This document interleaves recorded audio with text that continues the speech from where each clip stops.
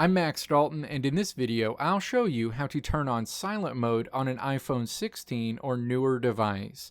Step 1. First, locate the Action button along the left edge of your iPhone 16. The Action button is located directly above the Volume Up button.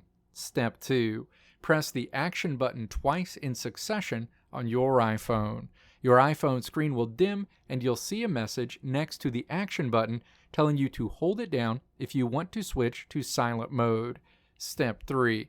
Hold down the Action button. You'll feel a small vibration and you'll see a red bell with a line through it and the word silent at the top of your screen around the dynamic island. Silent mode will be enabled on your iPhone going forward.